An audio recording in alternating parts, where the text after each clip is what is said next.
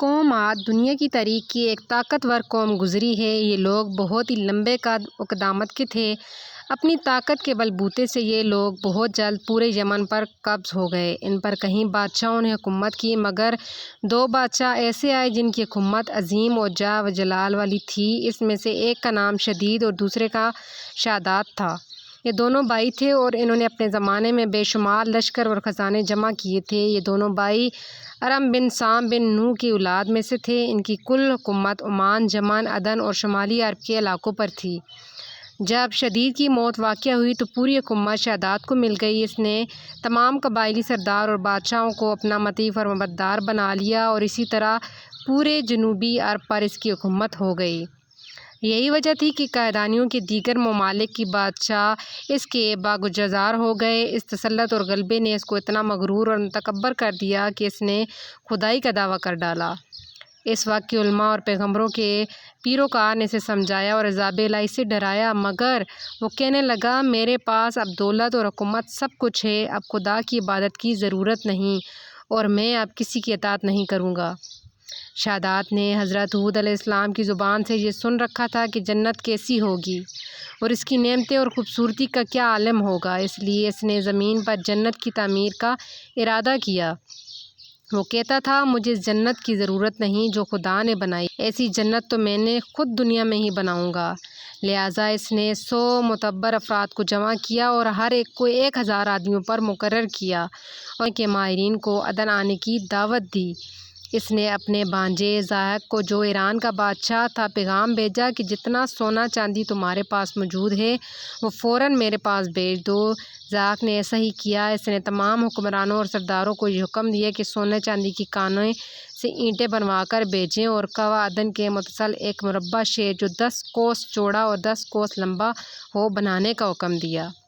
اس کی بنیادیں اتنی گہری کھدوائیں کہ پانی کے قریب پہنچا دی۔ پھر ان بنیادوں کو سنگ سلیمانی سے بھروا دیا۔ جب بنیادیں بھر کر زمین کے برابر ہو گئی تو اس پر سونے چاندی کی دیواریں چنوائیں۔ ان دیواروں کی بلندی اس زمانے کے گز کے حساب سے 100 گز مقرر کی گئی۔ جب سورج نکلتا تو اس کی چمک سے دیواروں پر نگاہ نہیں ٹھہرتی تھی۔ یوں شہر کی 4 دیواری بنائی گئی۔ اس کے بعد 4 دیواری کے اندر 1000 محل تعمیر کیے گئے۔ ہر محل 1000 ستونوں والا تھا اور ہر ستون جوہرات سے جڑواں کیا ہوا تھا۔ پھر شہر کے درمیان میں ایک نہر بنوائی گئی اور ہر محل میں اس نہر سے چھوٹی چھوٹی نہریں لی گئیں۔ ہر محل میں حوض اور فوارے بنائے گئے۔ ان نہروں کی دیواروں اور فرش یاقوت، زمرد، مرجان اور نیلم سے سجا دی گئیں۔ نہروں کے کناروں پر ایسے مصنوعی درخت بنائے گئے جن کی جڑیں سونے کی شاخیں اور پتے زمرد کے تھے۔ ان کے پھل موتی اور یاقوت اور دوسرے جواہرات کے بنوا کر ان پر لٹکا دیے گئے۔ شہر کی دکانیں اور دیواروں کو مشک اور زعفران اور عنبر اور گلاب سے، یاقوت و جواہرات کے خوبصورت پرندے چاندی کی اینٹوں پر بنوائے گئے جن پر پہرے دار اپنی اپنی باری پر آ کر پہرے کے لیے بیٹھتے تھے۔